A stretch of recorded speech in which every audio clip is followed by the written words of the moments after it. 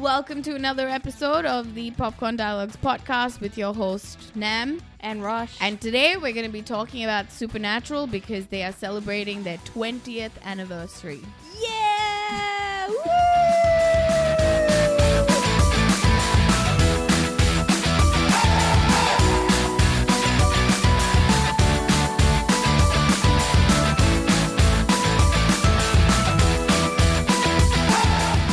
Now that fireworks. Now that your eardrums have sufficiently been ruptured. I hope I make my own sound effects here. I hope you can actually hear us.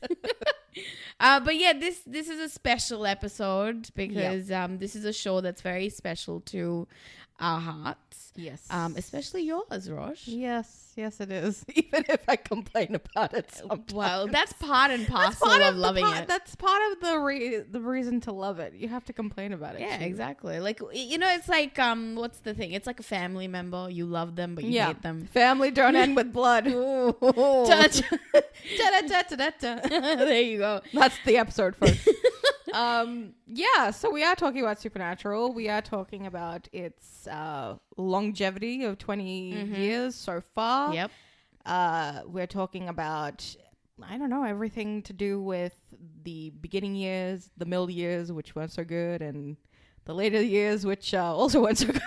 We're going to talk about basically the good, the bad, and the ugly. The bad, and the ugly of Supernatural. Show. So let's, I guess we can get into it. Like, because both of us got into it at very different times. At very different points. Yeah. How did you get into it? Well, I got into it right at the start. Yeah. When it was premiering on Australian television. And I can't remember if it was straight after it started in the US, or maybe it was a couple months after. We always got stuff. A few months later. Way later than we used to. Yeah. I was 12 years old at the time. And the TV ratings for shows here are M15 plus. And it was premiering on a Monday night at 8:30. And so by all accounts, I was technically not allowed to watch it because I was underage, and also it was a school night. So okay, the question is, what made you go, I need to watch this show? Well, the ads were coming for it. Yeah. Like the promotion and everything weeks leading up to it was like, oh, that's really cool because it's like ghost stories or whatever. Yeah. I was like, oh, that's really awesome because like in the first episode they were showing like from the promotion it was like this woman wearing a white dress. And I was like, oh, that's cool. She's like a ghost or something. And then like they had like a couple of other things in there. And I was like, oh, I really want to watch this. And I also had, so we were watching Smallville at the time, and Jensen was in season 4 of Smallville. And so I was like, oh, it's that guy from Smallville. I was like, oh, it's Jensen Ackles from Smallville. I was like, okay, I want to watch this. Let's see what it's about. And I was like, oh, I don't know how I'm going to be able to watch it. And so I think I just convinced our parents to watch something in the TV in their room at the same time. And I was like, I don't know how I convinced them, but I was like, oh, can you watch that over there so I can watch something here? And I was probably like, I want to watch. Because I wasn't there when you started watching this. Yeah, like, you were living in the city. And, I was living away from home. You weren't living with us in the burbs, but and so I was like, oh, you watch that there, and I'll watch something here. I think I was like, oh, I'll watch something on Cartoon Network or whatever, Barang Cartoon Network, and so So I was like, oh, okay, I'm going to watch it. I'm going to watch it on like really low volume. Oh so my God. They can't hear anything and only I can hear what they're saying. And it was funny because every time dad or mum would walk you change the channel? I would change the channel like really quickly. And then as soon as they were gone, I would change it back. So I had missed a lot of stuff like in between changing it back and forth. So I missed like words here and there. So I never fully like knew what the first episode was. And so I was like, oh, this strategy is not going to work for the next couple weeks. I don't know how to do this. So they used to do this thing where they would show it the next day, like during the day. During the day, yeah. And good and like good for me because it was like right after school. So I would come home from school and watch it. And then while you were all alone. While I was all alone in the house. And so I watched that, and then I watched Sweet Life of Zach and Cody. How about that? That is so funny. That was my combination. Which, if you think about it, another life, that they are Sam and Dean. True. If you really think about it. So yeah, that was my introduction to Supernatural. But I was just like, oh my god, this is the best thing ever. And I don't think I really truly fell in love with it. I was like really gung-ho about like the ghosts and the monsters and the music, and like I was like, oh, this is so cool. But I don't think I truly loved them as like characters until like it's the one where he gets electrocuted. Yes, almost dies. That is a good episode. And how do you not remember the number episode? You used to remember this stuff. I used to remember. See, it's been a long time. It's been a while. It's been a while, guys. I don't remember the number episode. It might have been like episode 12 or something. I can't remember. So I got introduced to it. That was basically my You started watching it, and I didn't really know because I used to work in the evening. So I used to work at a place that had like a inverted working day. So we used to work in the evening. So we used to finish working at 11. So there was a lot of shows at the time. And that's one of the reasons why I never ended up watching Smallville. Or finishing Smallville, because I could never watch it. And then Supernatural started, and I remember you telling me, oh, this is a really good show, you might like it. But because at the time we were like really into, I think, Heroes and stuff like that. Yeah, I think Heroes was around the same time. I think Heroes had come out at the time. And Angel would have just finished. Angel had just finished. So you knew this was like right up my alley. Yeah. But I just couldn't watch it. I just wasn't able to watch it because of my work. And then it was like season 4, I remember. Yeah. And it was during summer holidays. I think I was back at uni. No, it wasn't summer holidays. It was the spring, the spring now break, holidays, basically. Yeah, it was the September holidays. September holidays. That we used to get. And you, I think, had a surgery or something, and I was home. I was at uni again. I had finished working. I was back at uni. And then I was like, oh, okay, let's see what this is all about. Yeah. And it was season 4, episode 1, where Castiel was introduced. Yeah.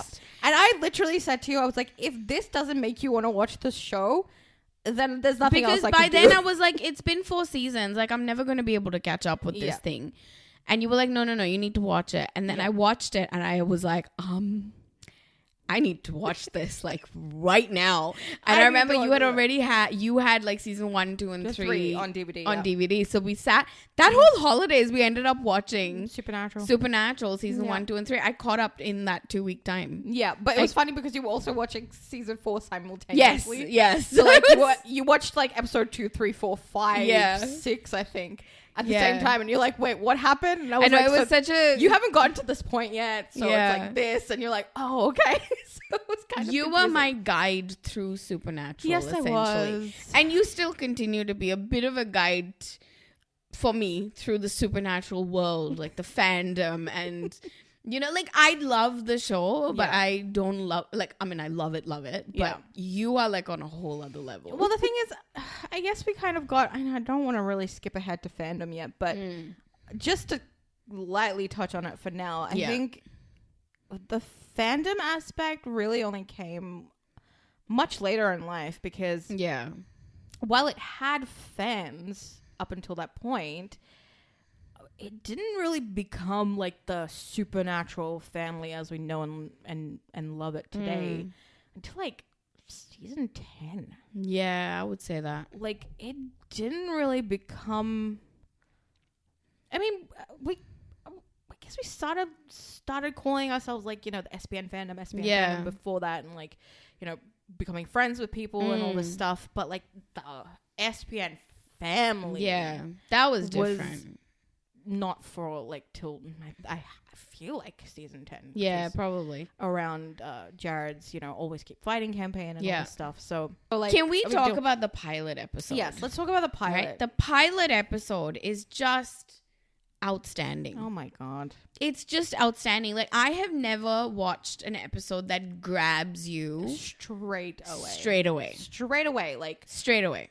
You're intrigued by this couple and this family, and like they're putting their kids to bed and like all this stuff, and then absolute chaos in that someone has come into their house and the mother's on the roof, And he has to witness his wife burn to death. Oof. While the kids are outside. Yeah, like just that opening scene of this take your brother family. Because as fast as you can. Now, Dean, go. Like, oh my God. You clearly don't know who they are. No. And you honestly think it's like the monster of the week set up. Yeah. But no. This is the protagonist and their family set up. So you know that this is going to come into play at some point.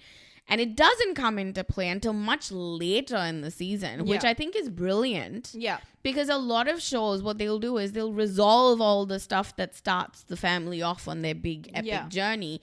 And then they'll finish it off like in the first few episodes. And then you're like, oh, now what? Like, why am I supposed to now care about this family? Yeah, you know? exactly. Like, that's what usually happens. But no, we get fed like little pieces of information about their life, like how, you know, they became hunters because of this, like John figuring out what this hunting world even is, and like all this stuff, and having the journal, and, you know, which has again become iconography because of the show.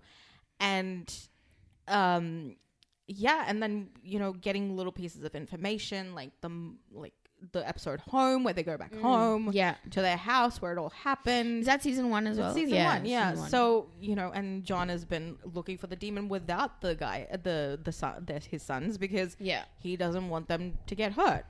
Yeah. And, you know, all the stuff. So, and then at the end is that big season 1 cliffhanger where they have found the yellow-eyed demon. John gets possessed. Yeah. And they're trying to kill this thing with the gun, the Colt, which can only, you know, so good. Is the only thing that can kill this thing. And Dean can't do it. Yeah. And then they get into the big accident at the end. Didn't they not know that they were going to get renewed? They didn't know that they were going to get renewed. Like, Jensen was like, well, if this is how we go out, then it's pretty epic. Can you imagine, as fans of the show, if we had only ever had season 1?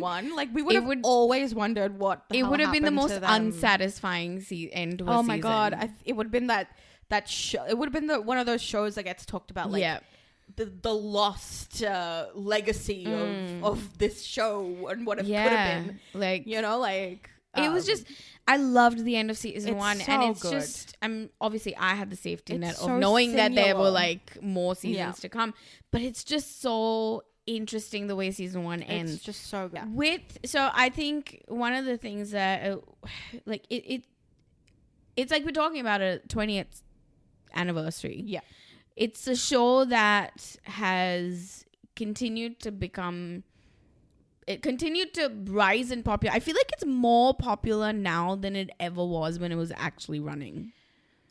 In way, terms of like, because like even now, maybe it could be a social media thing, and, you know, if you weren't in the fandom, you weren't really part of it. But now, like, even if you're not part of the fandom, you'll see a video on YouTube, or you'll see something on TikTok about it, or, you know, like, you don't have to be in that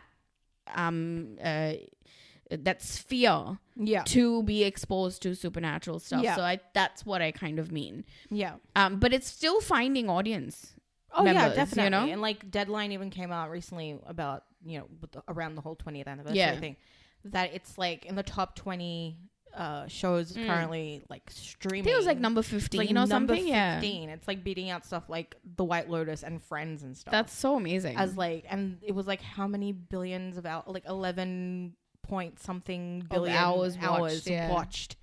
And I was like, billion? Like, that was a B. It was not an M. And I was like, wow. I think what happens with something like Supernatural, and, you know, it's the fact that it's got 15 seasons. Yeah. You know? Okay, not all those 15 seasons are stellar. Oh. Some of them are absolute shockers. We'll get to the and they shouldn't. Oh my goodness, they're awful.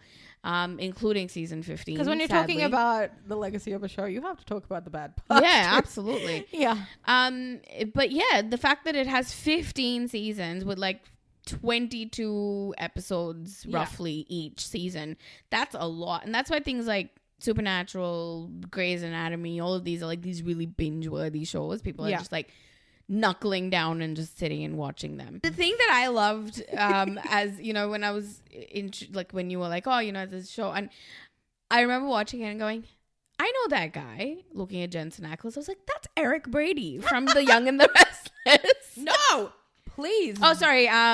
Days of Our Lives. How dare you? Days of Our Lives, because I used to watch Days of Our Lives and Young and the Restless. That's one strike. Sorry.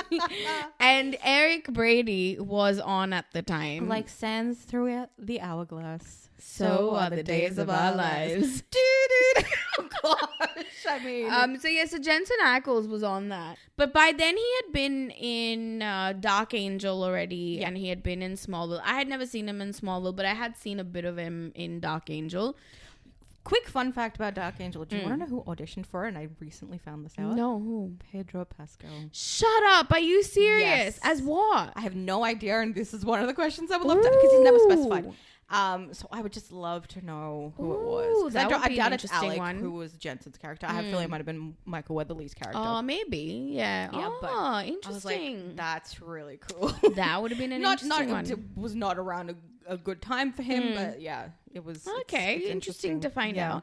Yeah. But yeah, like in terms of thinking about, the start of the show, like what would you say is like season 1? So like season 1, for me personally, season 1 is like what I can watch over and over and over and over again. Like 100%.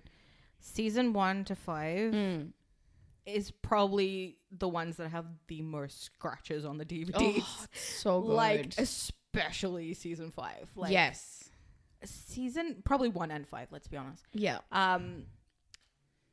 That whole first chunk of seasons, like we call it the golden era. Yeah, for a reason, it is. Because it's Kripke's original. So Eric Kripke, who created the show, it's his original vision. He also has created The Boys. He's also created Revolution, and then Timeless, and then The Boys. True. And it's everything that he had planned in his head, and of course things changed along the way as like plot lines change. But it's just everything that he had envisioned and hoped for it to be. Yeah. And I think as far as as hopes and dreams go, he did pretty well. As a writer. Yeah. As a writer. Definitely. As like wanting your original vision to be fully actualized. Had he done anything big before this? No. So this was his first thing, and he posted on Saturday on the 20th anniversary that he was 31 years old when it started. You're 32. I'm 32. This was his first time as a showrunner. Wow. Like he was called, I was way too young to be a showrunner.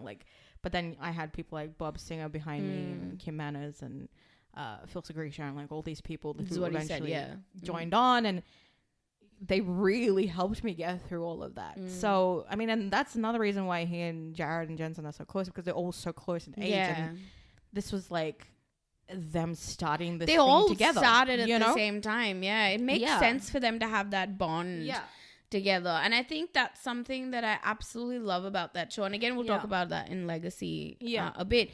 But you can see straight off the bat, like season 1 to 5, which sets the tone for the rest of the 10 seasons, I feel. Yeah.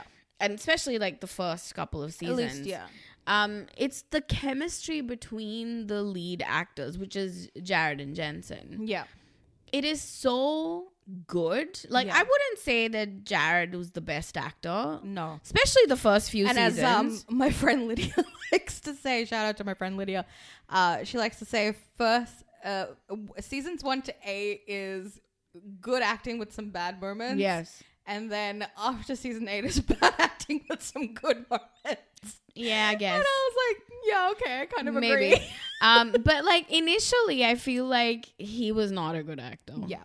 Like he was I wouldn't say out of his depth, but you could tell he was too bad. But there's some moments where the yell acting happens. Oh my goodness, the screaming. Yell acting when it starts and the arms out. Oh yeah, the yell acting and the arms out. Like, oh my gosh, yeah, it was not good.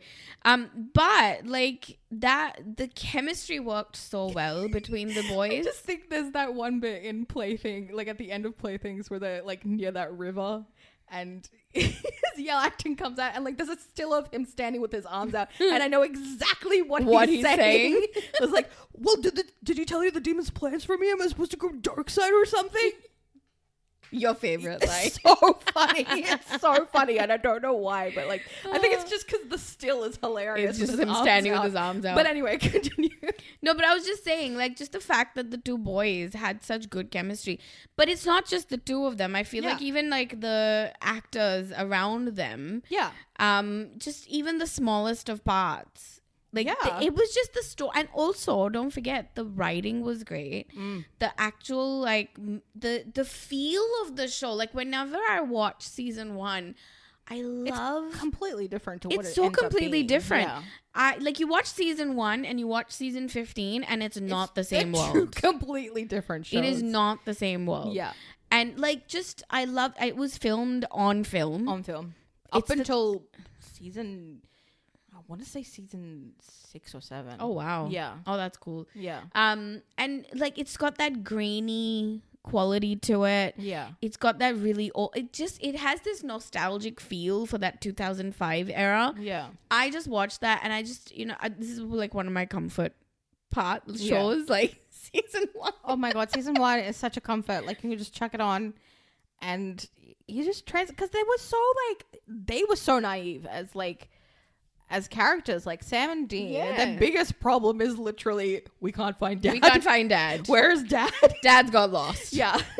Dad played by Jeffrey Dean Morgan. Dad's on a hunting trip and he hasn't been home in a few days. Yeah. Like that's their biggest. That's the least of their. thing. Like then, that's like, the yeah. And then the yellow-eyed demon gets involved and like the mystery of their mother is also. And it's even more interesting the way season 2 starts, which Yeah. is they encounter. They're all in the hospital. Yeah. And essentially John Winchester dies. Yeah. Well, he basically saves Dean because Dean is in limbo. His spirit is in limbo. Yeah. Dean is almost There's a Reaper dead. after him. Yeah.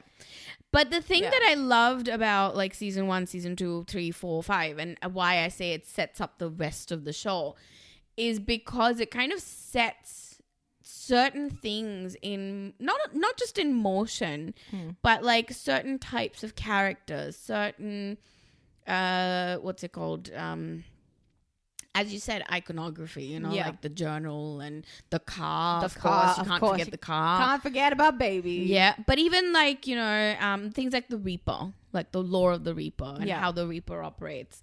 The yellow-eyed demon, who's the big bad. The cult. For the first couple of seasons. Yeah. The cult, which keeps coming back. We learn over the years it can only kill 5 things. In all of existence. Yeah, which is not what they had initially thought. No, they only thought it could kill the demon, but, So they've got all these things. They also have things like, we get the start of the demons, which then later on leads to the angels coming. Yes, with the introduction of Castiel. Yeah, and also the Hell's Gate thing, the opening and the closing of that. Yes. And so all of and this Dean stuff. making the deal. And like the deal Sam. making, right?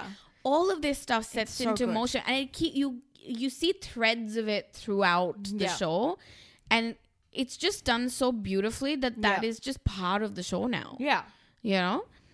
And it's just oh my God, I love it. And look, along the way they kind of they lose the plot every now and then. Threads, because like deal making turns into something else entirely by the end, and I was like, that's not how it used to work. Yeah. And like, kind of they changed the rules. They kind of bend the rules every now and then, and not in a good way sometimes.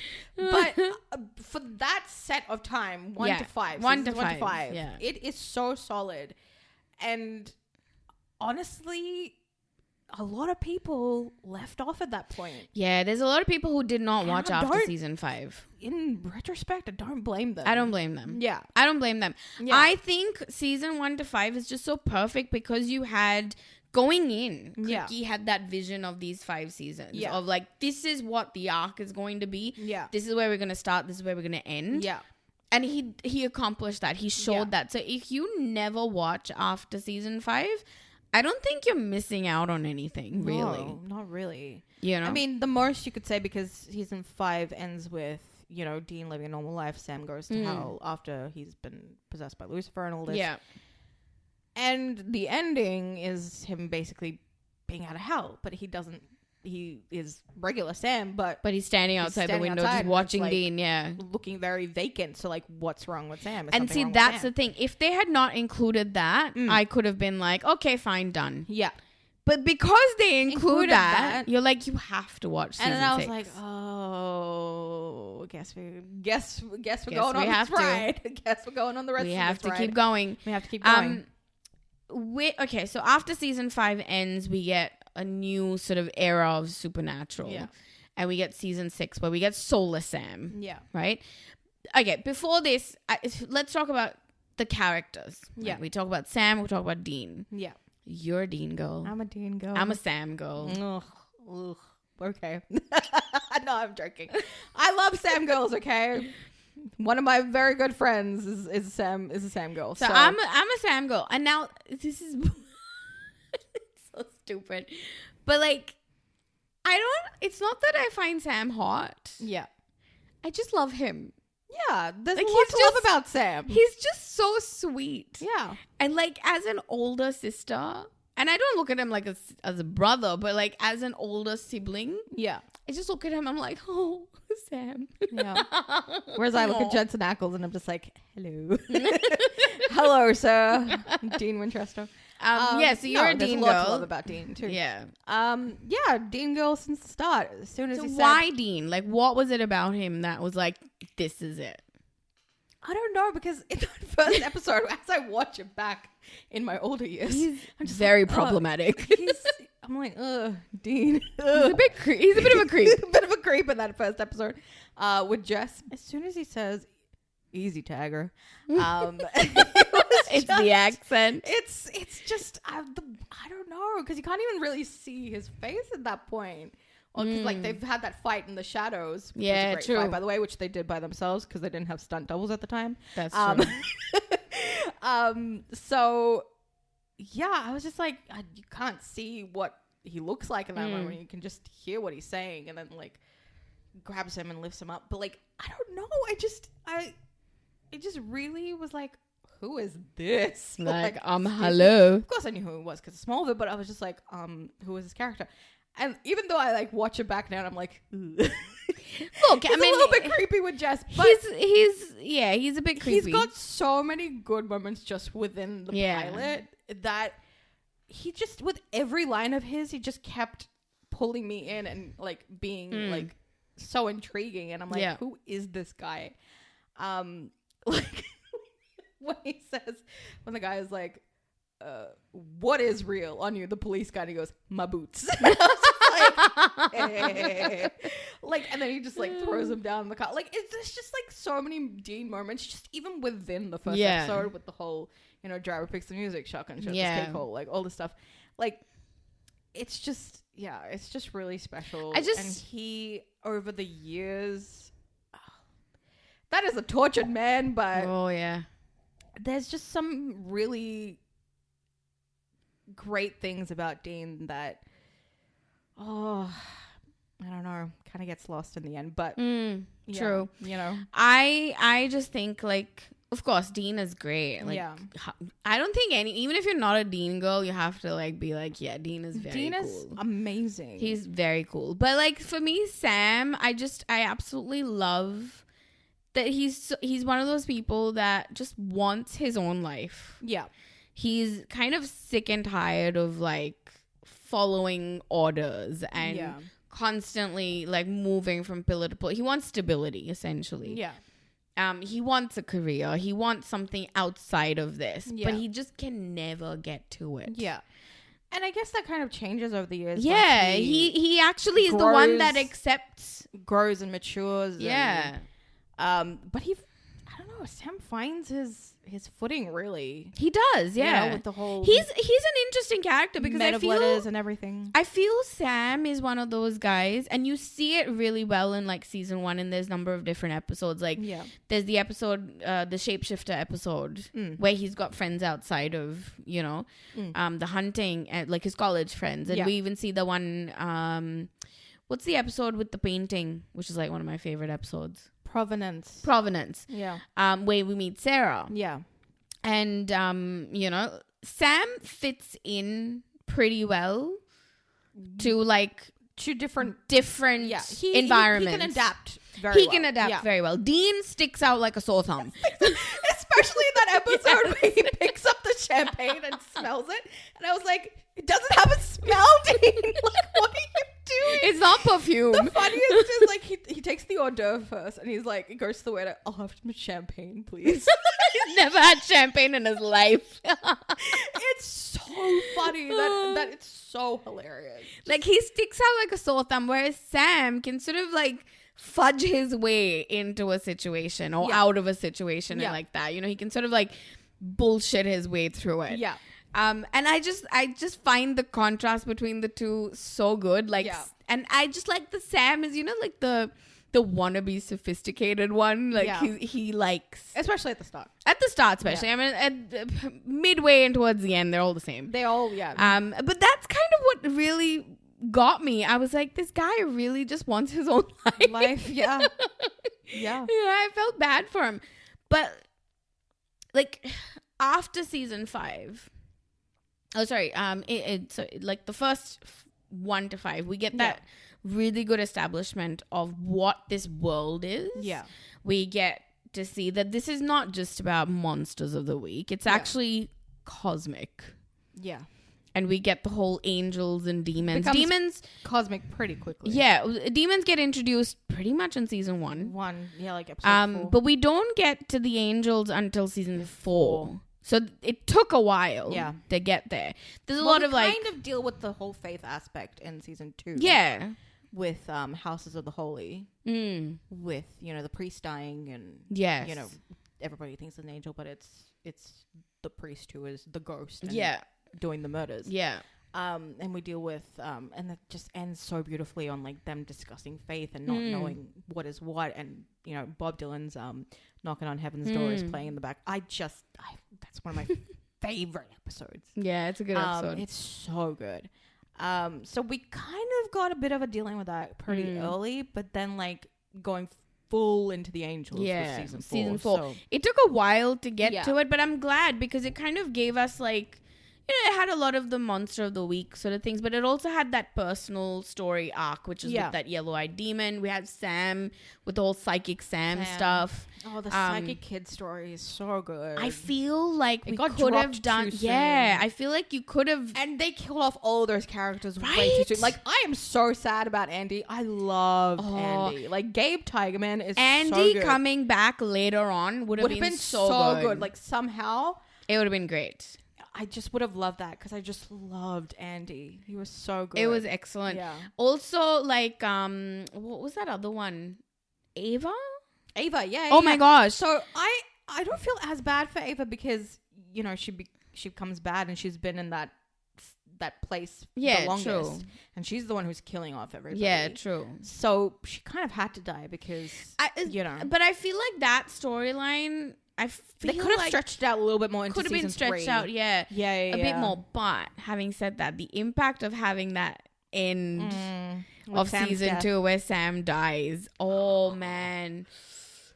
I remember watching it, even knowing that he's alive. Yeah. Watching it the first time, oh man, How do you think we felt? Oof. Not knowing that it's coming again. Oof. Not knowing that it's coming back. I am glad I watched it later. It was like, that's the first time you really deal with it because like the episode where Dean quote unquote dies in Faith in season 1, you're kind of like, oh no, that's not gonna happen. It's mid-season. You know, because I mean he's dying, but he doesn't actually. Yeah. And so that was, you know, it was fine. Like we dealt with that. But season 2 end with Sam. Oh. Nah. Forget that was a lot. It was so hard because I don't think because it was a part 1 and part 2, but I don't think part 2 aired until like the next week. Yeah, like I don't think it was like a double finale because he comes back in part 2, doesn't he? He comes back in part 2, so everybody's like, "What the hell is going on? Like why is this happening?" And then Dean making the deal for him and all this. I was like, how are we dealing with this? And that's why like season 3 is also so good because there's such a sense of urgency around trying to get Dean out of this deal. Yeah. Until like the end, we kind of had that one filler just before the finale, and everybody's like, "Why did we pause for this?" That? I can't remember. It was the one with the doctor with the weird like body parts, and he like kills people, and I can't remember the name of the episode for whatever reason, but they just had a couple of fillers right before the finale of season 3, and it was like, why? We were on such a good roll. Why? But anyway, I digress. But like, there was just such a like, it was incredible because again, it was a short season because of the writer's strike at the time, the 2007 writer's strike. So it was short. It was concise. It was actually still a good goes season, to hell, and then you're like, wait, hold on, what? Now what? And so when we open in season 4 and he's back and he's been pulled out of hell by Castiel. But like, we don't know who he is. End of that episode. So it's like, what is this thing? You think it's another demon, you think some kind of spirit, like whatever. Like, everyone's trying to figure out how Dean came back. Yeah. And then it's an angel. Ooh. That's a good ending. That tells him there's work for him to do. I mean, come on. It's so good. The stakes completely change. It's so good. Like, season 5 is the best season. Season 5, there's still some episodes in season 4 that I can sort of like, and skip along, right? Like, I'll still watch the whole thing, but like, if I'm not feeling up to like watching 1 or 2 of them, I'll skip past them. Season 5, I watch every single episode. Yeah. Yep. Every single episode. It is golden. It's perfect. It cannot be touched. It is perfect. It's just too good. It's excellent. It's just too Season good. 5 is just like the start to finish. The story completes. Yeah. The entire narrative complees, like, of God. where they started, their family 1 to history. 5, but also within 5. Yeah. Yeah. Their family history, the whole thing of like the Lucifer and Michael thing. Of, the older brother, the younger brother. Yeah. Yeah. And like, what their place in this battle is, and Sam's sacrifice at the end, and Dean sort of having to sit back and accept that. Yeah. And kind of being helpless, feeling helpless. The brother who's always protected his younger brother. Yeah. But also that moment of pride to kind of see that he's done it. Yeah. He's done it. And for Dean to like actually just let go and let Sam do it, because this whole time since season 1, he's constantly like, no, you can't do it. I have to be the one. I have to be the one. Or like, you're not strong enough, or you can get so easily led by demon blood, easily led by this or one thing or the other, that he's finally like, you know what? You can do this. You can do this. Yeah, you can do this. You're not a baby anymore. I don't like it, but you can do it. He's respecting Sam's decision to do it, and I think it's so amazing. Yeah. Of course, the ending of season 5 is, with Sam coming back from hell. And then, of course, season 6 starts and we get soulless Sam. And that's, I like the concept of it. I think the concept of it was good. Is season 6 No, that's season 7. Season 6. So this is the thing about season 6. So season 6, we get a whole new showrunner. We get Sarah Gamble in for season 6 and 7. And, everyone always says that 7 is the one that they don't like as much because of the Leviathan storyline. I kind of like the Leviathan, to be very honest. Honestly, it's fun. Over the years, it's grown on me. It's grown on me. It is a fun storyline. And this is the reason why. So, season 7, despite all of that, and maybe they're not as menacing as we would have liked them to be and all this stuff, there's still a concise storyline happening where we have the Leviathans. We need to deal with what this new thing is. We don't know. All of that's happening. Sam's gone crazy because of Lucifer being in his head and all this stuff. And, this whole soulless aspect. And, the wall inside his head breaks and he's dealing with hallucinations and all this stuff. And then we've got the whole Castiel aspect of it all, having taken in the souls and all this stuff. Yeah. He dies, comes back later, of course. But so that's all happened. Like, these a few storylines, mainly 3 that are happening. Season 6 is such a jumble of stuff. It's such a mess. It is such a mess. It's soulless Sam. It's Dean having a normal life and then not being able to adjust and go back and forth between hunting and that. It's Castiel trying to find all the souls, and then also making a deal with Crowley. Then it's also Bobby, dealing with stuff with Crowley, and then it's also the stuff with Eve. It was too much. And then it's also the stuff with Hell, and then there's 5, 6, 7, 8 things happening, and there is just too much. It was just underwhelming. It was just underwhelming. There's too many threads happening, and they couldn't bring it all together at the end. So some of it had to hang over to season 7. So for all intents and purposes, season 7 is not that bad. Yeah, I like season 7. I think it's kind of fun.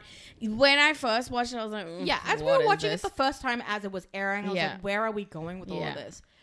But in hindsight, it was not a bad episode. It's not bad. It introduced us to one of the most amazing characters, Charlie Bradbury. Come on. Yeah. How can you not? Okay. End of season 7, we get Dean going into purgatory, which is like the start of season 8. I loved season 8. Love season 8. Season 8 is so good. Season 8, we get my favorite storyline, which again, they kind of messed up in the end. The Men of Letters. Yes. The Men of Letters. It was so promising. Opens up. So Dean comes back from purgatory. We have Benny, who's a vampire. He meets there. And as things are happening, and we've got the tablets written by Metatron and for declarations from God, basically. Along the lines, we find out that there is this bunker. There is a key that opens it. And inside is dearth of knowledge about everything under the sun, and also the coolest set ever created on this show. Let's be real, is the Men of Letters bunker. It's just the best thing I ever saw. It's so cool. It's literally like a whole bunker. It's a war room. It's a library. I just love it's a kitchen. It's bedrooms. It is amazing. An infirmary. It's amazing. Come on. It is amazing. The best thing ever.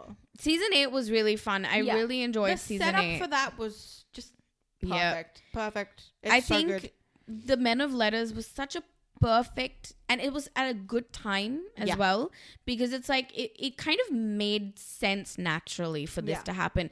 And it was interesting because you get Sam, who really finds his niche here. Yeah.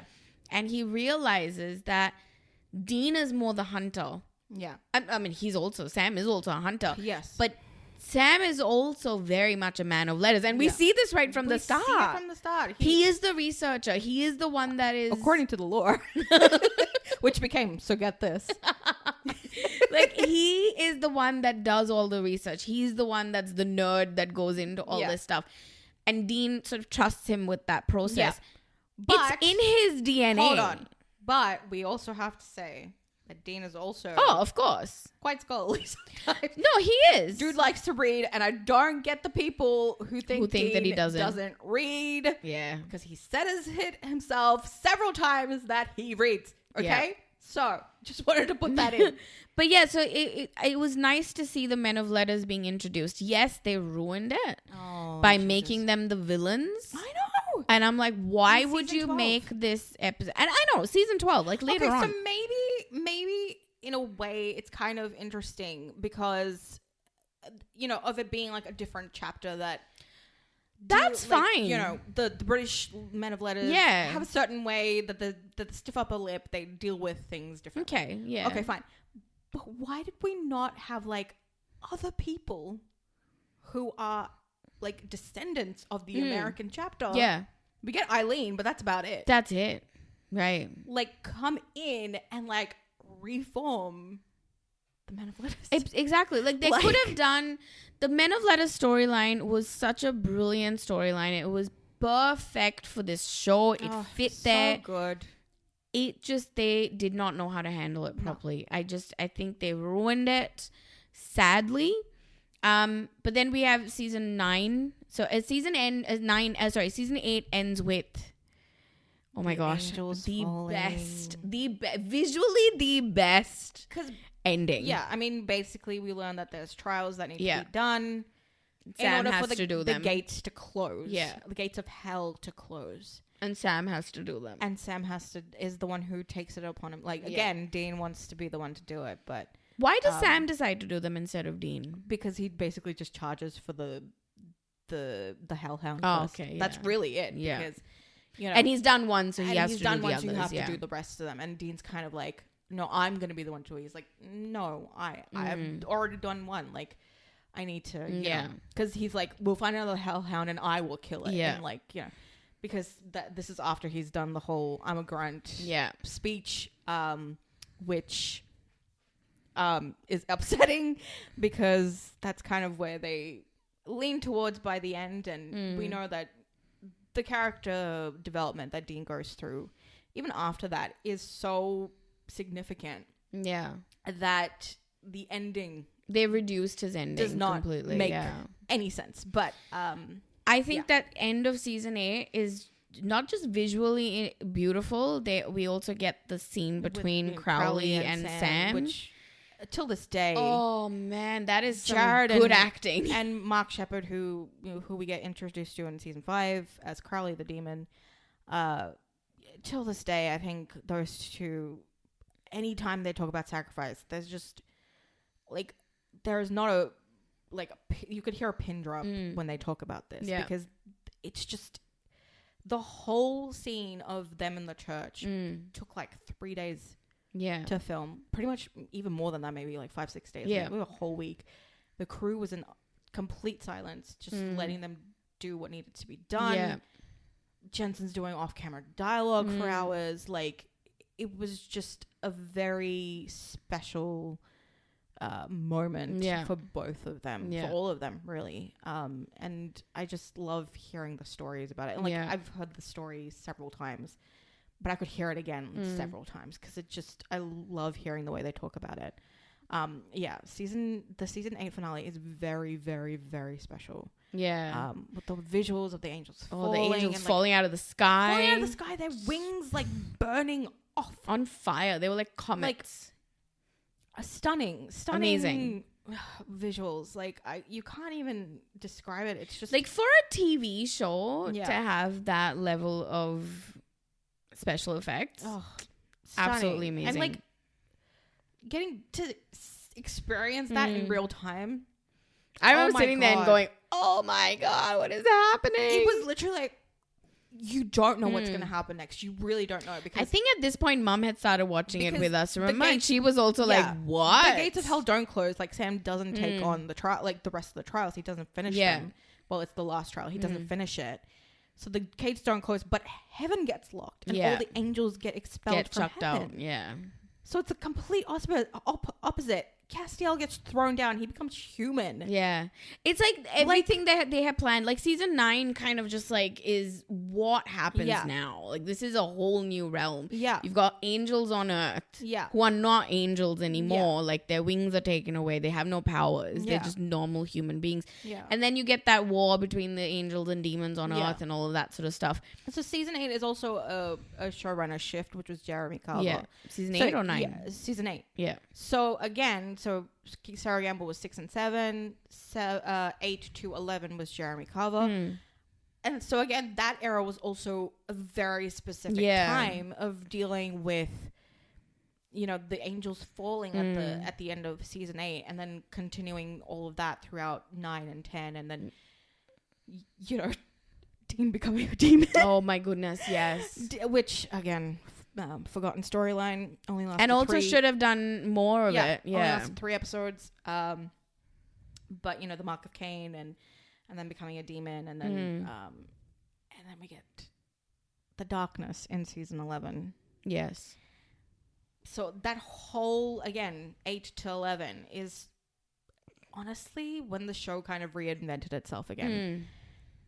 Because they knew they had to, because we were dropping quite a lot after 7. Yeah. And it just flipped again. And again, we have so many great episodes, great storylines, great writing. Yeah. Perfect. Honestly, I agree.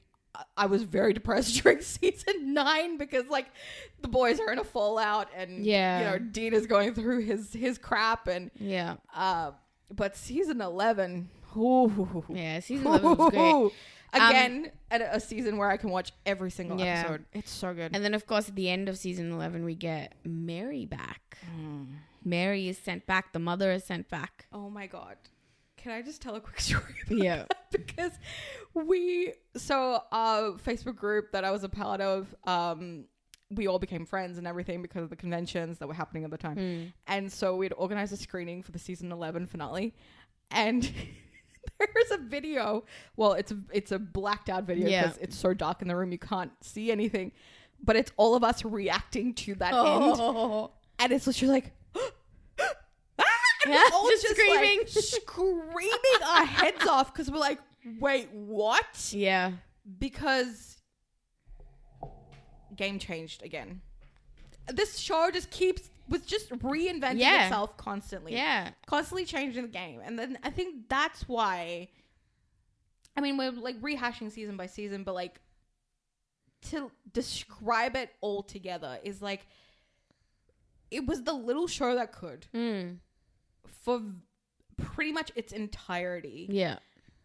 And we always kind of felt like no matter what, it just always brings up some other thing where it makes you think and it makes you realize and it makes you wonder, like, where is all of this going? Like, what is going to happen? What's the end game going to be? What's the end game? And so when the end game happened, at least for me and for a lot of people I know, it just didn't line up or match with what we've known this whole time. So Endgame happens in season 15, which is a big jump from 11, like 12, 13, 14, 15. And we get Mary there and, you know, we get the return of... And we get this new sort of thing of, like, other worlds. And we get, like, a multiverse, essentially. Yes, we have a Nephilim who is Jack, which the boys kind of take under the wing. Like, so we have all of this stuff happening. Characters, Yeah, we get, like, quite a few new characters, actually. A lot of significant stuff. There's a lot of fan favorites out there. And honestly, I really enjoyed... those seasons. I think they were great. And even season 15 had moments where you're like, okay, yeah, this is good. This is going in an okay direction. At the time I was watching it, I was like, okay, it's going somewhere. I haven't rewatched season 15. I've only rewatched up until episode 10 of season 15 and I just left off and I was like, this is no. Someone else said that as well, and I'm hesitant. Someone said, "Oh, I'm not gonna include season 15 in my rewatch," and I was like, I'll see how I go. Yeah. And of course, you know, we get hit by the big pandemic. Yeah. In 2020, so that impacts the show immensely because that is what episode had they filmed? They just finished filming episode 18. They were 2 days into episode 19, which was the last one, which was the penultimate. Yeah. And then when the lockdowns happened. So obviously the last 2 episodes were impacted by that, but I think that's besides the point because the decisions that were made for the characters at the end, which is the final episode, is as you said, it doesn't make sense. Yeah. Right. Like, obviously, you know, we see them defeat the big bad and, you know, all of that sort of happens. And which is God himself. And we get... I mean, even that was just... No, look, I understood that it's godlike power that has possessed Chuck. Yeah, and I get that. On to Jack. I understand that. But it just... Yeah, it was... I don't know. Something just a little bit off about that. Yeah. But anyway, so they come back and they become like normal. Like, not normal, but, you know, now what? Yeah. Essentially. And you can see that they are moving on with their life or planning to move on with their life. Like Dean, as you said, I think you pinpointed So, yeah, if you ever listen to our previous podcast, it's episode 40. And we discovered that a very eagle-eyed fan found... in the scene where we see Dean's desk, that there is a contract for a job on his desk. And it's not even like it's a job description, it's a contract because he signed it. So he signed it, which means he got the job. It means he got the job. He was moving on with his life. Yeah. And, you know, Dean at the start was always very like, you know, this is how I'm going to die. I'm going to go down swinging and all this stuff. And he's kind of like that pretty much throughout. But he does have these moments of like, you know, gonna hang it up. Like we go for, especially towards the end of the show. We go for a holiday, stand between our toes, like all this kind of stuff. And then even like him, one really significant moment for me is in the 300th episode where, so like I was saying in the episode where Sam starts the trials, which is season 8, episode 14, trial and error. Dean's talking about like, you know, I have to be the one to this. I want you to become a man of letters, marry, you know, have kids, all this stuff. I'm going to be the one to I'm going to die, go down swinging because I'm a grunt. I'm this, I'm that. And, you know, by the end of the episode, Sam denies all that. He's like, no, you're not a grunt. You're a genius. Like, you are so good at what you do. But like, and I want you to live a life. And I want you to come with me on this so that we get out of this together. Basically. We can both have a life. Yeah. And then, you know, Dean does kind of accept that. And then it's not till about the 300th episode where, you know, they're just this life-changing thing. Dad has somehow come back and like it's this whole thing of like, you know, his ultimate wish has been fulfilled, like, you know, his family together, but it's not all that's cracked up to be. It's not perfect, But, you know, he says because there's like another like 2 versions of them that are existing at the same time in like this paradox or whatever. And he's like, but you know what? Those versions of us, I don't mind. I like those versions of us because that's us. Like, that's who we are. And I'm good with who I am. And I'm good with who you are. Like, that's what he says to Sam. And that's a really big moment for Dean to, like, the person who's always self-deprecated and put himself down and always said that he doesn't want to see the end of his life. Like, the end of his life is basically just dying young on a hunt. That's what he thinks. Yeah. But him being like, I'm good with who I am. Yeah. And I'm good with continuing on. And I don't have to die. I don't have to die. Like, he accepted that. Like, even in the final season, when they're basically like, our whole lives have been orchestrated. Yeah. Him saying, we are going to get ourselves out of it. Like, at first he's like, what's the point? Yeah. But then he comes around and he's like, no, we're getting ourselves out of this. We're getting our lives back. Yeah. Because they're our lives. Like, Chuck can't play around with that. And then for them to just be like, okay, gonna throw that idea out. Yeah, and kill you. And kill him off. Yeah. No. Yeah. I agree. No. It was very... I will never accept it. It was a big disservice to Dean as a character. Big disservice to Dean, but also a big disservice to Sam. Oh, man. Because does Sam really move on? Nah. Sam doesn't move on. Sam is white knuckling through life because, you know, at the end, Dean dies on just a routine vampire hunt. Doesn't even go down swinging. He gets, you know, knocked out and, you know, he gets stabbed by a concrete, you know, one of those bar things. A rebar. Didn't know what it was called. And Sam is essentially forced to go on with his life. And I use the word forced because he is. And, you know, we see that he gets married and he's got a kid and the kid's name's Dean. His wife's very blurry at the end, at the back, but we all hope that it's Eileen. We all believe it's Eileen apart from Jared. Jared's an idiot. Come on, man. You could have just said yes. He can co-parent. It's probably co-parenting. Oh, no, please. Jared, it's not. Yeah. Okay. Look. But we get this, you know, we see at the end, we see Sam as an old man getting into baby. In a terrible Party City wig. Horrible wig. Crying. He's just devastated. You can see he's not moved on. Yeah. And then at the end, we see him dying as an old man with his son who has the tattoo on his arm. Yeah. And we see all the pictures of the entire family surrounding him. So in that sense, you know, he dies this... what we are supposed to be shown as a peaceful death. I don't think it was peaceful. I think he couldn't wait to die. Yeah. Essentially, because then he meets his brother. Because what's frustrating about this, so we have always, so at the start, it was always very much like, it's Sam and Dean, it's their journey. And of course, it will always be that. But along the way, they meet so many people and other hunters and, you know, cops who become like family and hunters. Yeah. You know, Jody, Donna, like all these people. Bobby and Jack and like just all people that they have met over the years. Cass. And you know, we have the great line by Bobby saying family don't end with blood. Yeah. And then even later on, Dean reiterating that with, you know, family don't end with blood, but it doesn't start there either. Yeah. And so it was so amazing to see their found family build up around them. Yeah. And by the end, they're just alone. They're just alone again. Yeah. And, you know, there's that episode where they all, like, everybody, Chuck is disappearing everybody. But we never see anybody come back. No.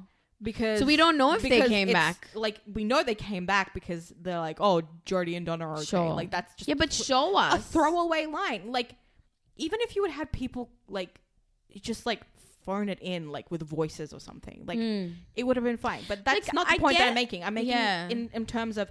They speed through Sam's life so fast. Oh, man. That even at the end, when he's on his deathbed, there's just, like, photos of him and his family, and then like him and Dean, and I think a picture with Mary. Yeah. So where's all the photos with these found family? Like the people who have become so. Would you not think that Donna and Jodie would be part of Sam's son's life? Like, did you not? They'd be the aunties right there. Yeah. So, like, did he just completely cut himself off from them? Like, that just makes no sense. Like, I don't think Sam would have done that. I don't think he would have done that, and I like to assume that he didn't. But especially if he was married to Eileen, I don't think she would allow him to do that. Exactly, and there's just nothing to suggest that these people are still in his life. Yeah.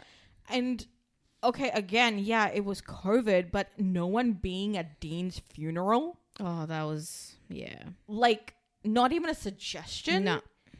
That people were at his funeral? Like, what? Yeah. So it's like we ultimately come back around to it just being the two of them.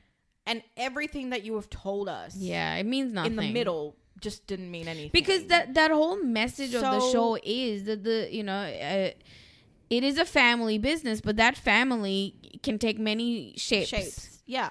And we see it with Jodie and the girls and Donna. Like, but you never showed us at the end. And I get that it's COVID and I get that. But the actors all said, we are happy to quarantine. Everyone across the board was like, we were happy to do the 14 this, for me, is just a budgeting shortcut that they've taken, which I think is such not even a budgeting shortcut. It's an excuse because even if you wanted it to be that Dean dies and he goes to heaven and all that, like, have the actors like phone in their voices so that at least when he walks in, he hears familiar voices, and we hear like Ash being like, Dean, what do you do? Like, you know, something like that. And just like show Pamela, his face, like, and he smiles, and like, you know, oh, you guys are all here. Like, nah. Right? And I just think it's such a, like, the ending. And I love the bit at the end where, you know, they meet on the bridge, the two brothers. Look, that can happen even if it was a good ending. Yeah. Right? That could happen even then. That could have happened even if, no matter how the show Dean and Sam ended. Well, apparently Misha was quarantined. And apparently he was supposed to be in the finale, so but they cut it out. Oh, jeez. So that's crap. So, again, Jensen was gaslit into liking this finale. And so was I. Okay? So was I. Because I was like, oh, I don't know how I feel. And then I was like, I don't like that Dean has died, but I don't know how I feel about the rest of it. And like people on Twitter are like, no, it's a good finale. Like, no. You're not thinking about it. Like, think about it like this. I'm like, oh, okay. And then and I was like, okay, yeah, it wasn't so bad. And then we recorded that episode. Yeah. And then literally like 2 days after that, I was like, no, it was crap. Yeah. Look, I think I agree. I think I kind of went with you on that. Initially, I was a bit like, he died. But then I was like, okay, fine. You know, they've sort of shown that his death wasn't like this, like, whatever. It could have happened to anyone kind of death, right? Yeah. But if you actually think about it, like... But he's not anyone. No, he's not. Considering he's had so much happen to him, this is the way he dies. Yeah. Like, just how boring is that? By vampires? Like, he's Dean Winchester and he dies going out... That's just sad. On a vampire hunt? That's kind of loser behavior, you know? Lame, because when we know that he has fought some like fierce vampires and made it through, and these guys were just guys in masks. Like they were just losers. They were just goons at the end of it, and he dies? Exactly. So like what? The ending of Supernatural, like as brilliant as the pilot episode is. Yeah.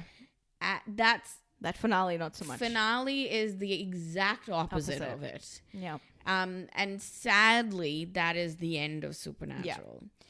Because as much as they tried to spin things off and start new things, and, you know, we got the prequel of the Winchesters, which I honestly really like. I really like the Winchesters. I think it added good mythology to the show. Yeah. And like I said, my friend Lydia has a podcast all about the prequel. So with her other friends. So if you guys want to listen to that. Oh, I didn't know she had a podcast. Ooh, yeah. Cool. With cross promotion. Thank you. Cross promotion. Yes. It's called The Monster at the End of This Book. Nice. It's the Supernatural prequel, The Winchesters podcast. Yeah. Which has kind of been on a hiatus a bit right now, but yeah. I would say, like, I liked the show. I liked the setup of it. And I liked the idea of seeing John and Mary as young people. But like an alternate universe. Yeah, in an alternate universe. Yeah. It was a little bit campy, but it was good. But I expected it to be. I mean, it's Supernatural. Supernatural's campy. But, you know, we tried with the terrible bloodlines. Yeah, that was a fiasco. That was a fiasco. Oh, Lord, that was bad. And what then we should have been. And what should have been with Wayward Sisters. Never was. And we will forever be angry about that. Yeah. Because, and why I will be the most angry about it is because Kim and Brianna were in Australia when they found out that they were going to have the spin-off. Like when it was like, all right, we're doing this. Oof. They were in Australia. Oh, how exciting. Yeah. So they didn't tell us at that convention. Yeah. Obviously, we found out a couple weeks later. But they were like, oh, we were in Australia at the time when they found out. And I was like, oh my gosh, that's so awesome. Jeez. So that whole time that we were with them, they knew. Yeah. And then it was not to be. I think when it comes to Supernatural, like, there's been lots of hits, lots and lots of hits, but there have been also a lot of misses. Yeah. Unfortunately, the finale was one of the big misses. Big misses. Definitely. Yeah. All right. Fun part. Yeah. Who is like your favorite secondary character that was introduced? Like, favorite. Like, if you had to pick one. Oh, jeez. Rowena. Oh, yes. Rowena. It had to be a woman. Oh my God, Rowena was a character introduced to us in season 10. I love her. As a witch, as a menacing witch. Oh, she is so who wanted good. the Winchesters dead just because she wanted them dead. She did not like them. Yeah. And she reluctantly becomes a part of their team. An ally, yeah. An ally. And even then, she's just constantly trying to find a way out of it. And she makes their life very difficult. Their life very difficult. I love that about her. My favorite bit about Rowena is her relationship with Sam. Yes. Oh man, because by the end she sacrifices herself. Yeah. Not really for them, because she says she does it for magic and that's what she believes in. But, you know, the prophecy is that Sam will kill her. Yeah. And sure enough, that's what it is. She needs that prophecy to go be on. Complete. But I love that bit because she's like, because Sam's really like visibly upset. Yeah, he doesn't want to do it. Yeah. Having a complex, like, why am I feeling... Yeah, because I've been wanting to kill this woman for so long. So now why can't I do it? And now she's like, allowing me to. But she's like, we've become quite close, haven't we? It's just a brilliant moment. So good. So good. And she becomes queen of hell at the end. So it's so good. She's just great. What about you? Oh, that's a good one. My favorite. I think I know. I would have to say... I have a tie. Okay. Bobby, of course. Yeah, that was one of them. Yeah. And Jodie Mills. Yeah, I was going to say Jodie as well. For Bobby and Jodie for me, it's Rowena and Donna, let's be real. Yeah. I just love Bobby. Yeah. Because I am Bobby. You are Bobby. I am Bobby. I just love Bobby because he's such an interesting guy. You see him, he's wearing this dirty trucker hat. He looks like the most... Very crotchety. But he is a heart of gold. Yeah, and he's so well read, and he's so like, you know, the man knows a lot of stuff. Too much. He's a wealth of knowledge. They killed off Bobby before he ever got to the Men of Letters. Can you imagine? And this is where the thing is, like, I feel like Bobby and Sam have that thing, but Bobby's also like Dean. Very close with Dean, yeah. You know, like, I mean, he loves both of them. Yeah, he does.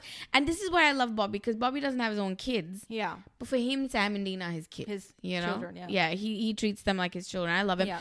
And I love Jodie because she is just such a cool, badass woman. Oh my God. Like, the first time we meet her, she goes through absolute hell. Oh my goodness, like with her son and everything. Her son being a zombie. Yeah. Killing her husband. And then she has to kill to kill her son. Like, just that. And she could have easily just broken down. Yeah. But she keeps going. And then every time we see her, she's just more... She's just better and better and better. Oh, God. And you know how they say, you know, there's a trigger moment that makes you a hunter? Yeah. That's her trigger moment. And she just fully gets into that world. But I love the fact that because she's also a sheriff, she's very community minded. So she kind of makes a community of hunters, you know? Like, she's not isolated. Yeah. She's actually in communication with so many people. Yeah. Okay. What is a character that comes in like one episode, but you were like, this could have been a recurring character? Oh, jeez. That's hard. I'm trying to think. Recurring character. One episode recurring character. Oh, man. I don't know. Oh, that's hard. Because I feel like anybody who I would think of, they did end up coming back. I have one. Okay, who? I can't remember what season, and I cannot remember her name, sadly. But remember there was the episode in which there's a female sheriff whose brother gets kidnapped as well with Sam. Kathleen! Yes. Oh my gosh, yeah. It's the Benders. Yes, the Benders. That's the one. Yes. Oh my God, no, Kathleen should have come back. No, I agree. Okay, I agree. That's my answer too. Excellent. Can you imagine her, Jodie and Donna? Oh my gosh. No, and she was from Hibbing. Yes, exactly. So she would have known Donna. Oh my God. That missed opportunity. Why did we not do this? Missed opportunity. And I like that actress. I don't know what her name is. I don't remember her name. What about, is there a character? Damn it. Oh my right? God, I'm so angry. Right? Is there a particular relationship that you think is like, if you had to pick one? Like what's between like, the boys and... Just anyone. Like, you know, boys, obviously boys are the central ones. But... No, but like the boys with someone. Boys with someone, Boys with someone. Or even like one of the boys with someone. I mean, the only other thing is Dean and Cass. And that... Yeah. Friendship or whatever else you want to call it. Yeah. You know, because we have to acknowledge absolutely the shippers, and you are very valid in your opinions. Yeah. I think it just comes down to perspective. Really, yeah. What you believe and what you see is valid too. So no, but Dean and Cass, because you know he does consider Cass a part of his family, a part of his life, and they go through lot together. Yeah. I mean, he's the one who drags Dean out of hell. Yeah. And there is a very contentious relationship at the start, but then, you know, very reluctantly, Cass does become part of it because it's him cutting off from the Angels and becoming part of the Winchesters, and that's not necessarily a good thing at the start, and it's not at all really, but he finds his community with them. Yeah. And you know, they go to purgatory and they go through just absolute, you know, everything else that they go through together. You know, Cass dying multiple times. Yeah. Dean being absolutely devastated every single time, especially the last time. Yeah. And yeah, he's just as important to all of it as Sam is. And for me, I think the addition of Crowley. Yeah. Crowley's another one. I think who, Crowley's again, another one. Joined them. Yeah, it's kept trying to kill them. It's kind of like the opposite of the Castiel sort of situation. I really enjoyed that sort of thing. If you were to think of one particular, and it's 15 seasons. Jeez. But like, what's one? Let's think of episodes first. Like, what's like your favorite episode? Like, if you had to pick an episode and go, there's too many. That's my favorite. I'm going to go with something really early on. And I was in season 2. It's episode 20. And it's What Is and What Should Never Be. Which one's and that? It's the Jin episode. Where Dean gets his perfect life. That's a good episode. Under the Jin spell. into a dreamland where he gets his perfect life. That's a good episode. He's got a girlfriend. His mum is alive. Sam's with Jess, but the brothers are not. They are brothers, but they have no relationship. Yeah, they're not close. And it's his whole battle of whether he stays in this world there or not. Yeah, or he goes back. And it's so it's one of the early episodes that encompasses Dean so well, and everything.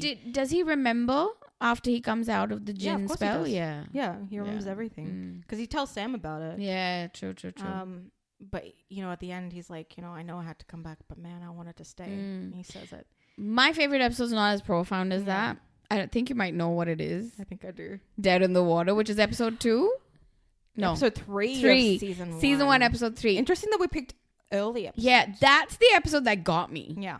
And I think it also had something to do with Amy Acko being in it. Amy Acko being in it is like so great. I would say as like the episode that hooks me into Supernatural, and like I feel hooked a lot of people into Supernatural was Dead in the Water. Dead in the Water, yeah. That is truly when you understand who these guys are. Oh my goodness. They jump into that water so fast to save that kid. And just the actual story of it is like, because yes, it's a ghost story, but oh my God, it's heartbreaking. It's heart-wrenching. Like you really feel for these people. Every single person in that. Yeah. It's just, I love that episode. Okay, so these are like profound episodes, but what are like favorite like fun crazy ones? Crazy episodes. I think we could have the same answer. Geez. I feel like.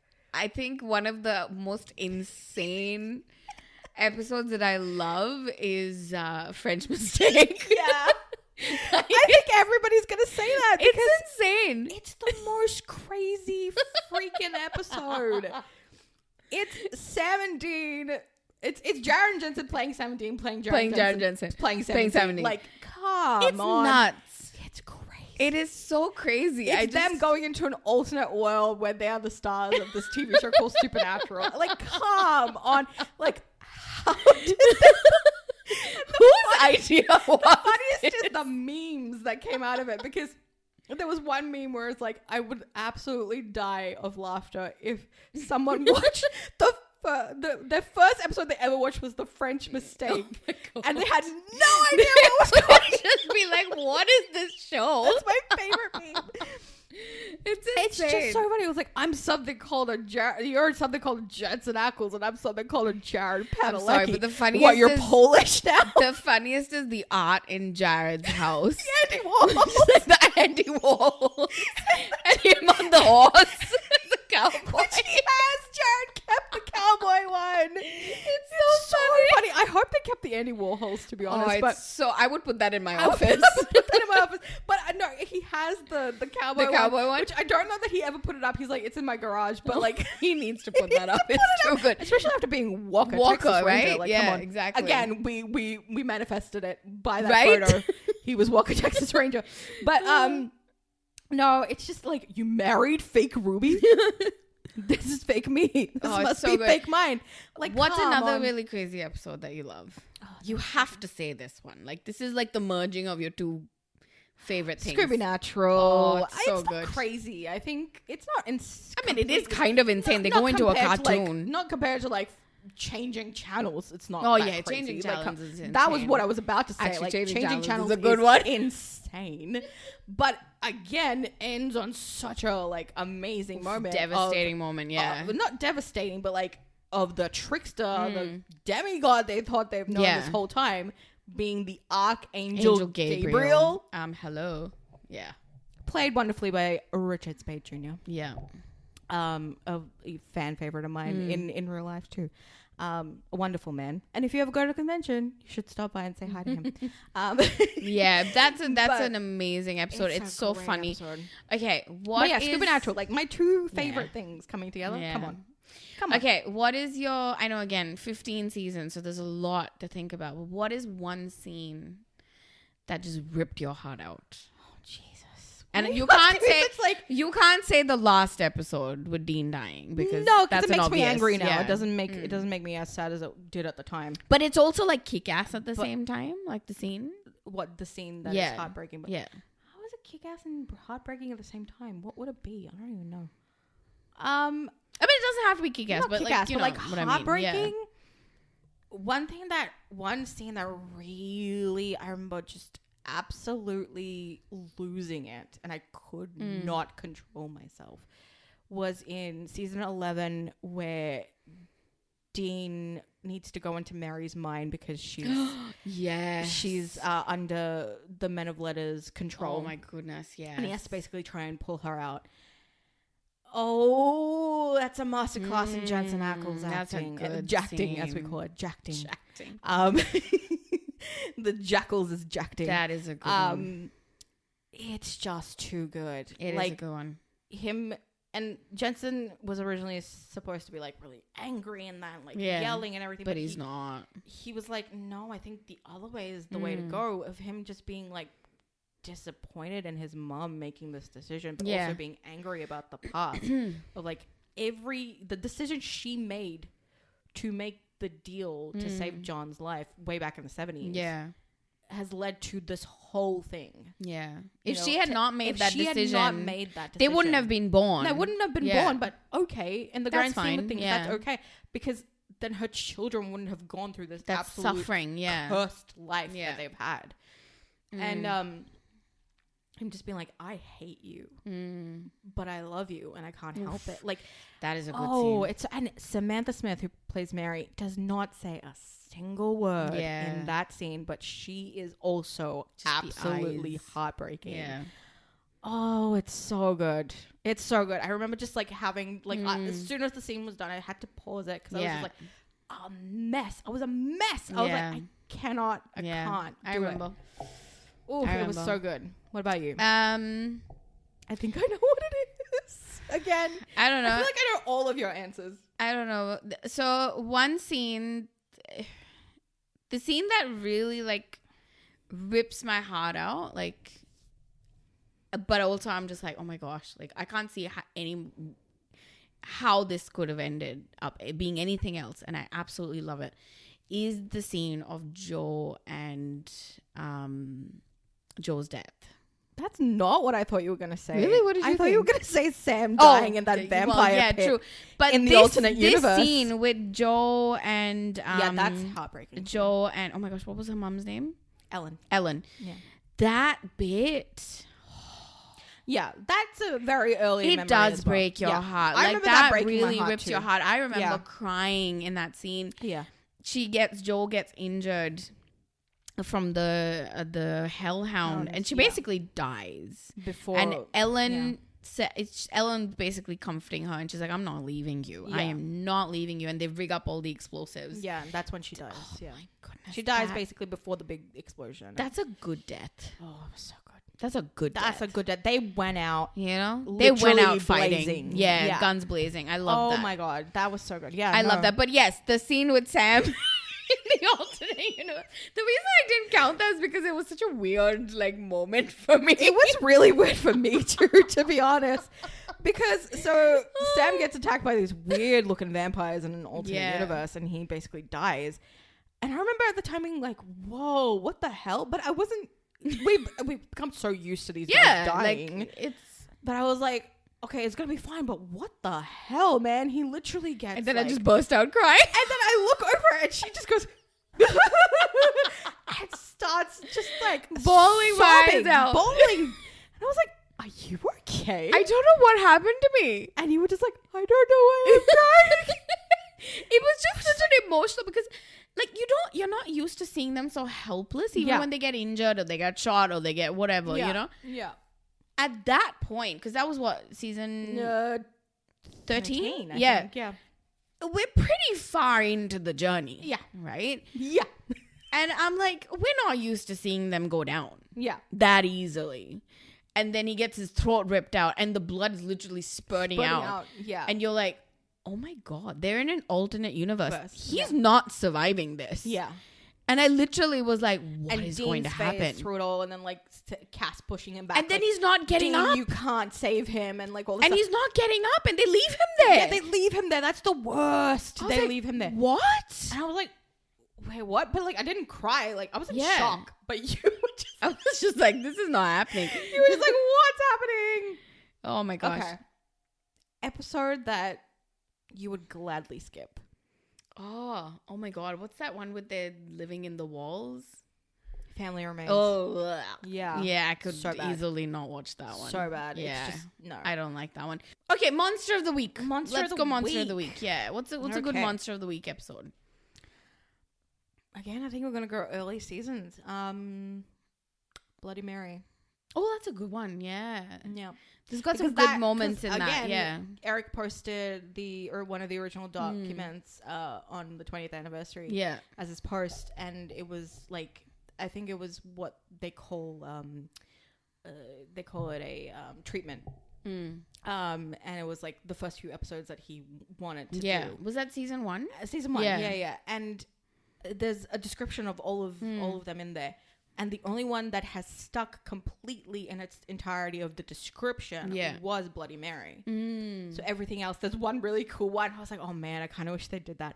Was I don't remember what the town at the top says, but it was like the town has a haunted Toys R Us, and all of the people, no one is above the age of 17. Oh, that's interesting. And I was like, that's cool. I wish they had done that. Yeah. That was really awesome.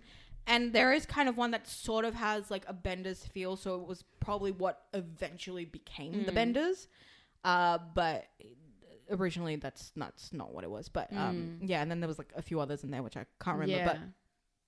But yeah, Bloody Mary is one of like... Bloody Mary is a good one. The first... I think I know. I have two. One is the one with the painting. Yeah, the painting. In season 1. That's like that's Providence. Another great one. It is such a good episode. Sam's going, oh my God. Oh my God. When the painting comes back to life. And it's so fun. They're taking it away and he's like, oh my God. It's so fun. He's like, that painting. That painting. It's beautiful. And she's like, really? That one? Like, it's so creepy. So good. It's such a good painting. It's so good. But my other really like monster, it's not really Monster of the Week one, but yeah, it kind of is. It's the one where, remember they're driving on the road and that woman stops the car? Roadkill, that's the one. That's in season 2. Season 2. I love that episode. Roadkill's a good episode. It's a good episode because again, it's like this really sad, like at the end of it, you realize that she's the ghost. Yeah. But she's not, and I mean, she's not the only ghost. But oh my gosh, it was such a sad ending. So good. It was such a good one. I really liked that. And I think that's the whole thing about this show was that it had moments where, you know, even if it was like a Monster of the Week kind of episode, it had some really touching moments, you know? Yeah. Like I still remember like the bit with what's her face? Is it Madison? Yes. The werewolf one? Yeah. Hot. Oh my gosh. Yeah. It's like, and Sam has to kill her because she's a werewolf. It's like, oh man, he's just lost his girlfriend. Like, don't make him do like this. The previous season, like, come on.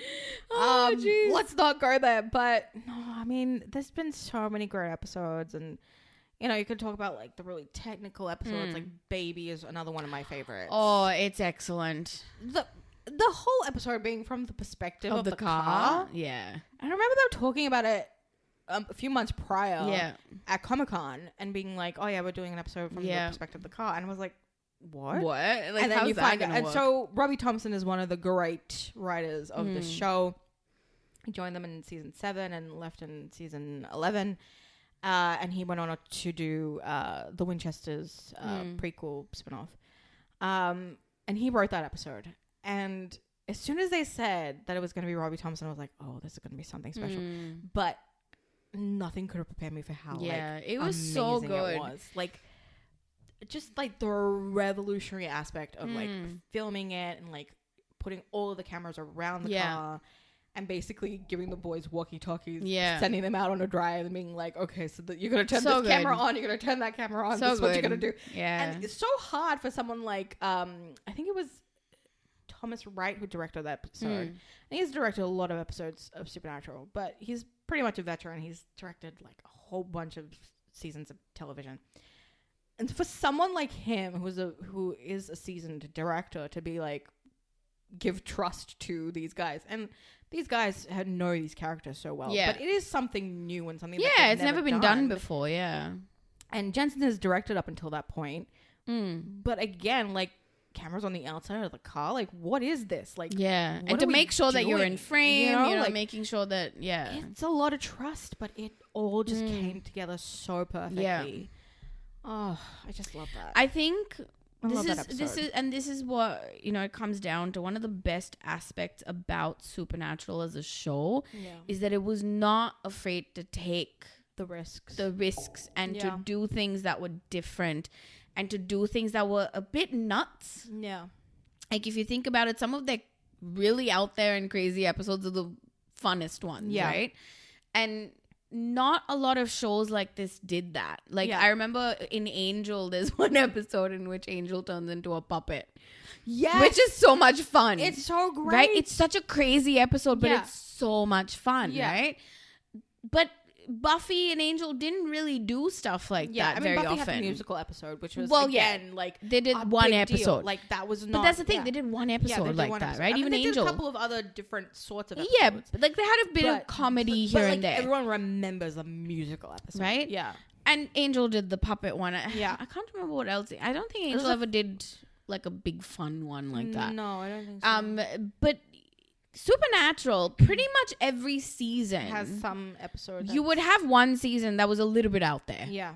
And the best bit about those episodes were that, yes, they were a bit out there, but it tied in really well into the overarching storyline of that season. Yeah. Because they would somehow bookend it with the mythology of the season. Not all of them, but but quite a few of them did that. And it's not easy. No, they it's managed not. it, and no matter how much we complain sometimes, they thought outside the box, and they just they really. It was completely different. Yeah. It's a very different show. It's a very different show. I don't think... Because this is the era of, like, your Vampire Diaries and the originals. Yeah. And what else? And so many, like, Vampire Diaries originals, Arrow, the DC universe like DC had started universe by stuff, then, while Supernatural started. They were all kind of in this They were kind of like... era. I know for a fact, like, people from the Vampire Diaries, like, Paul Wesley and Ian Somerhalder and, like, a whole bunch of people, like, man, people on Supernatural had fun. Yeah. They had fun with their show. And they were always like, I wish we had done more of that. I remember there was one, wasn't there like a meme or something where it's like, oh gosh, the ending of the Vampire Diaries should be Sam, the baby just rolling up into town, and like a brute comes out, and it's Dean, and basically Sam, they're dead. They're dead. Like, they just kill everybody in the town. Just like, and they were at a Vampire Diaries convention where someone put the what are those things called? It was. The boards of Sam and Dean, like, in the aisle. They'd put them there. And Paul Wesley was like, oh my God, they've come for us. It's like, to be honest, that should have been the ending of the show. We really should have done that. That would have been perfect. Honestly, it would have been perfect. It's just that whole era of television. Yeah. And I feel like Supernatural kind of pioneered that. Yeah. That brought them in. It started on WB. WB with Smallville. Yeah. Then moved into CW. Yeah. And so they were like the last remaining original programming. From the WB when all of these were coming around. Yeah. Yeah. So they kind of led the way of like what this network was. Yeah. And which is sad considering kind of got screwed over a lot too. Absolutely. But, I mean, they made it work still somehow. Like, they were sent out to die on a Friday night. Yeah. Like, any programming. What season had that happened? I think that was like season 7. Oh, so 9 or something like that. And they had continued to have seasons after that. Yeah. Continued to have, like, but everybody was like, why is it on a Friday? Why is it on a Friday? This is not making sense. Like, but like, there were times when the president of CW at the time was like, oh, Supernatural this was, and like very like disregarding of the show. And then somehow, like, again, the fandom being fandom, we raised our voices and we're like, no, we can't let this thing go. We can't let it die. Yeah. And I think they moved back to their regular Thursdays. And they were on Thursdays pretty much till the end, I think. So yeah, like, it's had very many lives. So that's why it does feel like it's still going to have legs Yeah. longer than the rest of us will Absolutely. be alive. I think it's one of those shows now that has really entered into, because I remember when the show was ending, when season 15 was ending, and, you know, all of these big magazines started talking about Supernatural. That was the first time that a lot of people have even started around like season 12, season 13. True, but like this level of press by the end, they never had this much. They were having like photo shoots of the three of them and stuff like that. Like, when had that ever happened before? No, you know, very like obscure little magazines or websites would do it, but not big like Empire and all of these ones, like Entertainment Weekly and everything. So they were full on like showcasing the show at the end of it. I would have loved if they had a Rolling Stone cover. Never happened. I was praying that would have for been it. I was amazing. Praying that it would happen, but and what was it? It's the longest running show of its genre. Yeah, like, you can complain and you can criticize the show as much as you want. Yeah. But that is something that they have. It's the longest running show of that genre, and it's a testament to the people running it, not just the writers and the directors, but the actors. The actors, because they were fully committed to this. Both Jared Padelecki and Jensen Ackles, fully committed to this. Yeah, and by the end, Misha too, and Misha as well. And I think that love that they have for this show, like a lot of actors, you know, like look, at the end of the day, it's a job. Yeah. You know, it's a job, it's a paycheck, and no one is faulting you from going, I'm done with this, I'm going to move on. Yeah. They could easily do it. Yeah.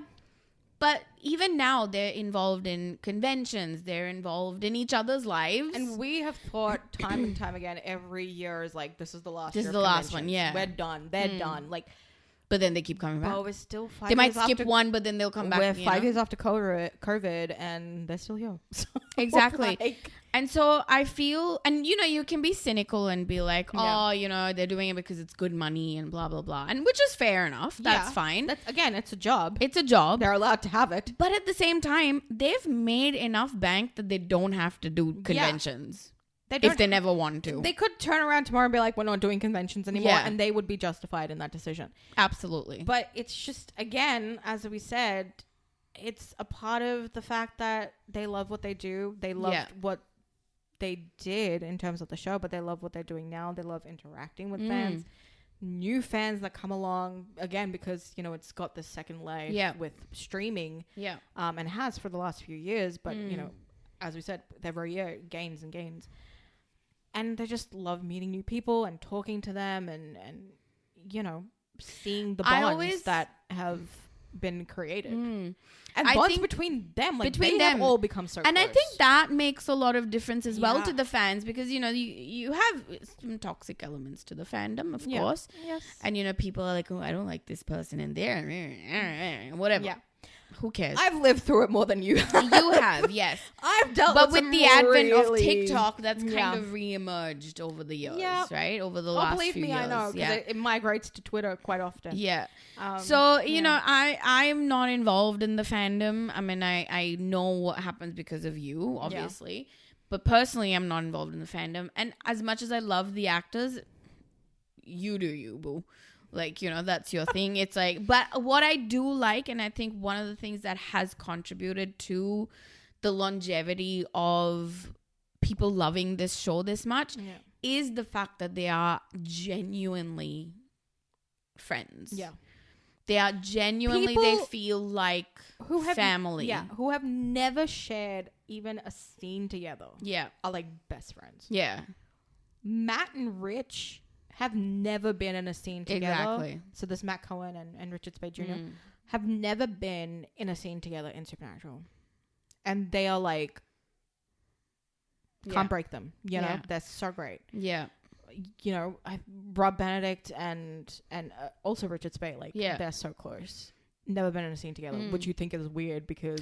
I mean, not just that, but they've known each other. They were all sort of in LA and, you know, all of that during that same time. So they kind of know each other anyway. Yeah, like So Rob and Rich have recently revealed that they've been in a lot of the same audition rooms. Jeez. And so they're like... Rob is like, Rich was always the guy who got every commercial that I went for. And I used to be like, who is this guy? That's funny. Well, Rob got Cassie Goes to College. Cassie Goes to College. Felicity. But yeah, like, you know, that is, I think, a big charm of the show. The fact that you've got... That has all then migrated into the fans all becoming friends. Like, you've experienced that. Yeah, I have experienced it firsthand. Like, I know the power of fandom and how it can change people and change their lives. And it's certainly done that for me, like, so many times over. Yeah. With finding other people who love it within Australia and then like across the ocean. Yeah. Like, come on. Insane. And the, you know, people overseas who I met later in life, more towards like during the pandemic. I mean, we've seen each other like get married and have babies. One of them very recently. Yep. Literally is only a week old, the baby. But very, very sweet. But, you know, I went to... Who is also named... Yes. His middle name is also Dean. Yes. But, yeah. Both husband and wife are very, very good, big fans of Supernatural. But, you know, I met them last year in person for the first time in September. And it's about to be 1 year. And my gosh, God. Well, I'm very depressed about it because I'm dying to see them again. But... you know, we spent a month together of like, you know, just having fun and, you know, making memories. And I mean, who else can say they've met apart from Supernatural fans? Show? Yeah. Met because of a TV show. And people have gotten married. Like, people within the cast are married to each other. I know, and had a baby. Like Jared and Genevieve, of course, met on the show, of course. But Rob and Rowena, Rob and Ruth have a baby together. They're together and like they have a baby. And, oh my gosh, like it's amazing. Come on, it really is. It really truly is. Come on, like what? Crazy. It's really, and that's what the legacy of the show is. I feel like 20 years on, we remember it. You know, we remember the faults of it, but I think what comes out is the magic of the show, you know, the stories, the characters, the crazy things, the setups of the episodes and the seasons, but also the relationships that, you know, the people on the show have and the fandom has with each other. I think it's a beautiful legacy to have as a show, to have as like fans, and like the charities and everything that we've done, and like, you know, Misha and his crazy scavenger hunt. Oh gosh, yes. Eventually had to end sometime. And he needed the break too. But, you know, just being part of a legacy where we've not only enjoyed the show and have made these bonds, but have given back to people too. That's really special. Yeah. And we are going to see the magic of at least Jared, Jensen, and Misha in The Boys reunion. It's going to be interesting as to how that's going to come about. I'm so excited to see what happens. Courtesy of Eric Kripke. Yes. Because Jensen's been a part of the show for the last couple of years. So I just love the fact that Kripke's like, I am going to bring these two in as well. Yeah. And it's going to be like, it's the last season, I have to. Yeah. Like we had Rob Benedict come in season 4. That was hilarious. And that was a sight to behold. It was so weird and awful and funny. And now we're gonna get Jared Padelecki and Misha Collins, which I am so looking forward to. If Misha's not playing a White House staffer, I'm gonna be really upset. I just want those two to have like the most funny deaths, the most hilarious, gruesome deaths. Yeah, at the hands of Soulja Boy.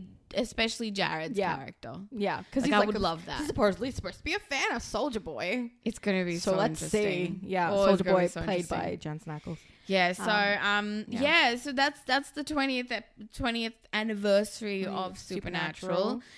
It is your favorite show, I think so. I mean, yeah, no matter how much I'm like, you know, you're never gonna stop cheating on it with other shows. You're never gonna stop loving it. It's your first love. It's my technically Scooby-Doo was my first love, but technically, yeah. But yeah, Supernatural is a very close second. But yeah, love it. We'll always have something to say about it, whether good or bad, but we'll always love it. Speaking of, I think we're due a rewatch. We of are like due a rewatch. we started doing season 1, but I think let's start from the start again. We stopped because I don't know, something happened. And we start from the start again. We start from the start again. Yeah, we need to continue our Stranger Things rewatch, but yes, because we have definitely a mission. So our next episode is going to be Stranger Things season 1. We're just doing a retrospective of it. Yeah. So that's coming out soon. And we've got some good episodes planned for the rest of the show as well. We're slowly but surely plugging our way through it. Mm-hmm. If you are not following us on our socials, please do so. We are on Instagram. We are also on TikTok, which I will link up on our link tree. Yeah. And we will soon be on YouTube as well. So we will let you know when we'll be on YouTube. When that happens. YouTube's just taking a little bit longer, but that's gonna happen soon as well. And yeah, please give us a rating on our show, and just tell us what you think about it, if you like it or not. We'd love to hear from you. And we're looking forward to the next episode. Yes. In the meantime, carry on, wayward people. Oh, we will talk to you later. Bye.